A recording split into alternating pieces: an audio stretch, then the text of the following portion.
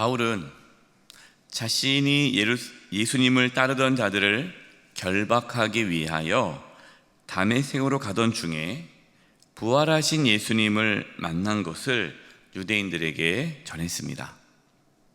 오늘 말씀에서는 자신이 왜 이방인들에게 복음을 전하게 되었는지 그 배경에 대해서 말씀을 전하고 있습니다. 12절과 13절입니다. 율법에 따라 경건한 사람으로 거기 사는 모든 유대인들에게 칭찬을 듣는 아나니아라 하는 이가 내게 와 곁에 서서 말하되 형제 사울아 다시 보라 하거늘 즉시 그를 쳐다보았노라. 지금 바울은요, 모든 유대인들에게 칭찬을 듣는 아나니아가 자신에게 와서 전해준 말을 지금 전하고 있는 거예요. 그러니까 내가 이러한 놀라운 부활하신 예수님을 만났고 내가 이방인에게 복음을 전하게 된 그것은 그냥 나 혼자 결정한 꾸며낸 얘기가 아니라 증인이 있다. 아나니아라는 그 사람이 나에게 이렇게 얘기했다라는 겁니다. 근데 아나니아는 어떤 사람이에요? 그 다메섹에 그 지역의 유대인들에게 칭찬을 듣는 사람이라는 겁니다. 예수님을 믿지만 율법에 따라 경건한 자로서 모든 유대인에게 칭찬을 받았어요. 여러분, 예수님을 믿는 자라고 해서 유대인들과 적대적으로 지낸 것은 아닙니다. 지금 특히 바울이 유대인들에게 이렇게 공격을 받는 것은 바울이 이방인에게 복음을 전하고 이방인 대상으로 선교를 하기 때문에 유대인들에게 어떤 그런 자극이 되는 그런 행동이 되는 것이지 그 삶 자체로 유대인들에게 거부감을 주는 행동을 하지는 않았습니다. 저번에 말씀드렸듯이 유대인으로서의 그동안 하나님을 섬겼던 그런 또 신앙의 전통 이걸 부정하지 않았기 때문에 그래서 이 아나니아는 많은 주변에 있는 모든 사람에게 칭찬을 받는 사람입니다. 여러분, 이것이 중요하죠. 여러분, 예수님을 믿는다고 해서 우리가 예수 믿지 않는 사람에게 손가락질 받고 욕을 먹고 이것이 핍박이다. 그래, 내가 예수님 믿으니까 내가 욕을 먹는구나. 그렇게 자기가 잘못해서 욕 먹는 것을 핍박이라고 그렇게 여러분 자기 합리화를 해서는 안 돼요. 정말 우리가 예수님을 제대로 잘 믿으면 예수 믿지 않는 가족들, 주변 사람들에게 칭찬을 받습니다. 어떤 신앙적인 부분, 어떤 복음에 관한 이 부분에 있어서는 갈등이 있을 수 있겠죠. 그러나 그 이외에 삶의 부분에 있어서는 칭찬을 받을 수밖에 없어요. 야, 예수 믿으니까 저렇게 사람이 바뀌었나? 저렇게 양보를 하나? 저렇게 사랑을 섬기나? 이럴 수밖에 없는 거죠. 저와 여러분도 주변 사람들에게 칭찬받는 그 은혜가 있기를 바랍니다. 네.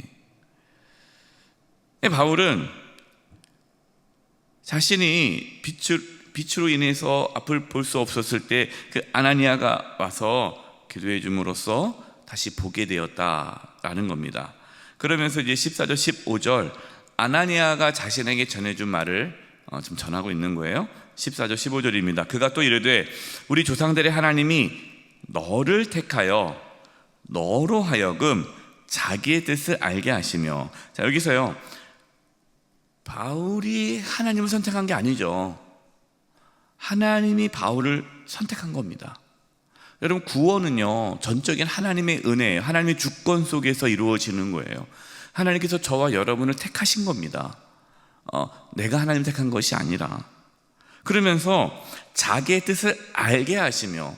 여러분, 우리가 복음을 깨닫는 것, 우리가 예수님을 아는 것, 주님의 뜻을 알아가는 것은 내가 알아가는 것이 아니라 알게 해주시는 거예요. 은혜죠. 계시입니다. 계시. 보여주셔야 알 수 있는 거예요. 그 의인을 보게 하시며. 그 의인이 누굽니까? 예수님이죠. 예수님을 지금 바울이 보았잖아요. 다메섹에 가는 길에 음성을 듣지 않았습니까? 그래서 그 의인 예수님을 보게 하시고, 여러분, 저와 여러분이 예수님을 만나고 인격적으로 주님을 만나는 그 사건은요, 은혜입니다. 주님께서 그렇게 허락해 주신 거죠. 그 입에서 나오는 음성을 듣게 하셨으니 다 수동적인 거죠. 은혜인 거예요. 그 왜 그렇게 하셨느냐? 여러분, 하나님께서 우리를 택하시고 하나님의 사랑을 알게 해주시고 복음을 깨닫게 해주시고 예수님을 인격적으로 만나게 해주시고 우리가 주의 말씀을 들으면서 이게 주님의 음성이다라는 것을 받아들이고 깨닫게 하신 이유가 뭐냐? 우리만 예수 믿고 천국 가라는 것이 아니라 15절, 내가 그를 위하여 모든 사람 앞에서 내가 보고 들은 것에 뭐가 되리라? 증인이 되리라.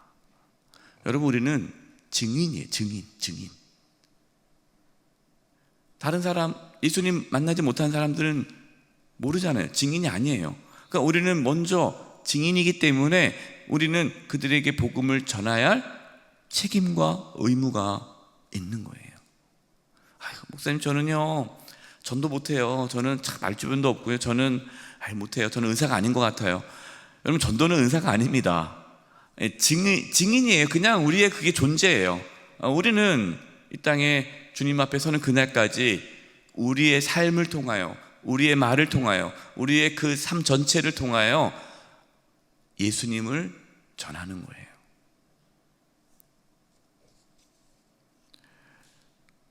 16절입니다. 그러면서 이제 중요한 복음의 핵심을 전하고 있어요. 복음. 이게 복음, 16절이 복음입니다. 이제는 왜 주저하느냐? 일어나 주의 이름을 불러 세례를 받고 너의 죄를 씻으라 하더라. 주저하지 말아라. 여러분, 신앙은 뭡니까? 우리가 예수님을 믿고 하는 그런 부분에 있어서 물론 하나님의 주권입니다. 하나님의 주권이지만 인간의 책임이 있다고 그랬잖아요. 인간의 책임은 뭡니까? 주저하지 않는 거예요. 그 주님, 그 복음을 우리가 받아들이는 거예요.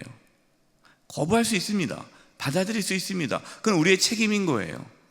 그러니까 아나니아는 사울에게 왜 주저하느냐? 주저하지 말아라. 이제 받아들여라. 복음 받아들이라 라고 초청하는 거죠. 초청. 근데 어떻게 복음을 받아들이는 겁니까? 우리가 어떻게 구원을 받습니까? 주의 이름을 불러. 주님의 이름을 부르라는 거예요. 우리가 예수님을 주님이라고 부를 때에, 예수님을 나의 주님으로 부를 수 있을 때에, 부른다는 것은요, 그걸 내가 받아들이는 거 아닙니까? 그러니까 내가 예수님이 나의 주님이심을, 나의 구원자이심을, 예수님께서 나의 모든 죄를 대신 짊어지시고 십자가에서 피 흘려 죽으심으로 내가 죄 사함을 받고 하나님의 자녀가 되었고, 이제는 내가 주인이 아니라 예수님이 나의 주인 되심을 고백하는 것. 여러분, 이것이 복음을 받아들이는 거잖아요. 주의 이름을 불러 내가 예수님을 주님으로 받아들이고 세례를 받고. 세례가 뭡니까? 세례라는 것은 내가 예수님과 함께 죽고 예수님과 함께 다시 사는 거잖아요. 이전 것은 지나갔고 보라 새 것이 되었도다. 내가 이제 예수님을 주님으로 받아들임으로써 옛사람은 죽고 새 사람으로 살아가는 그 의식이 세례잖아요. 그러니까 주의 이름을 부르는 게 먼저입니다. 내가 예수님을 주님으로 모시는, 예수님을 내가 주님으로 받아들이는 그 사건을 세례를 통해서 공식적으로 보여주는 거죠. 그러면 너의 죄를 씻으라. 그러니까 죄사함을 받으라는 거죠. 죄사함을 받는 것이, 여러분, 이것이 복음의 핵심이죠. 내가 무엇을 열심히 노력하고 애쓰고 내가 하나님을 위해서 선한 일을 많이 해야 구원받는 것이 아니라, 구원은 죄사함을 받아야 구원을 받는다는 거예요. 그러니까 죄사함은 우리의 힘으로 할 수 없잖아요. 그러니까 오직 예수 그리스도를 믿음으로 죄사함을 받아 구원에 이르는 거죠. 이것이 복음입니다. 바울은 이 복음을 지금 유대인들에게 전하고 있는 거죠. 너희들이 아무리 율법을 지키고 여러분들이 정말 모든 절기를 지키고 모든 정결법을 지켜도 그것으로 구원받는 것이 아니라 죄사함을 받아야 된다. 죄사함은 예수님을 주님으로 부르는 것, 받아들이는 것, 복음을 전하고 있는 거예요. 바울은 다메섹 경험을 한 후 약 3년이 지난 후에 예루살렘 성전에서 이제 기도할 때 주님의 음성을 듣게 됩니다. 17절 18절에 후에 내가 예루살렘으로 돌아와서, 이 후에라는 것은 다메섹에서 주님 만나고 바로 예루살렘으로 오지 않습니다. 아라바야 광야에서 3년간 또 주님을 더 깊이 만나는 그러한 시간들을 갖죠. 그리고 3년이 지난 후에 예루살렘으로 돌아옵니다. 그때 성전에서 기도할 때 황홀한 중의 봄에 주께서 내게 말씀하시되 속히 예루살렘에서 나가라. 그들은 내가 내게 대하여 증언하는 말을 듣지 아니하리라 하시거늘. 바울은 3년 있다가 예루살렘으로 왔습니다. 근데 예루살렘에서 기도하는데 주님께서 이 예루살렘에서 나가라는 거예요. 왜냐하면 네가 전하는 말을 듣지 않다. 이 말은 이제 주님은 이제 바울을 이방인 사도로, 예루살렘이 아닌 이방인 사도로 사용하려고 나가라는 거죠. 21절입니다. 나더러 또 이르시되 떠나가라. 내가 너를 멀리 이방인에게로 보내리라 하셨느니라. 근데 바울이 이 말씀을 보니까 19절, 20절에 보면은 주저합니다. 예루살렘은 떠나지 않으려고 해요. 그 이유가 뭡니까? 지금 예루살렘에 살던 모든 그리스도인들이 사도들 빼고는 대부분이 다 예루살렘을 떠났어요. 왜요? 박해 때문에. 박해. 스데반 집사가 순교했잖아요. 스데반의 순교 이후로 엄청난 박해가 있었기 때문에 예루살렘을 떠나 각처로 흩어졌단 말이에요. 예루살렘은 오히려 이 그리스도인들이 많지가 않아요. 사도들 중심으로만 있지. 그러니까 바울은 자기가 엄청나게 많은 박해를 했기 때문에 예루살렘을 떠나 다른 곳에 가면은 나를 많이 안다. 내가 얼마나 복음을 전하는 사람들을 박해하고 죽이고 감옥에 집어넣는지. 나는 예루살렘에 있겠다. 네, 주님은 그렇게 말씀하지 않았죠. 이방인으로 가라. 바울의 말을 듣자 유대인들은 분노하였습니다. 왜 분노했을까요? 하나님이 이방인들을 구원하신다는 것이 화가 난 거예요.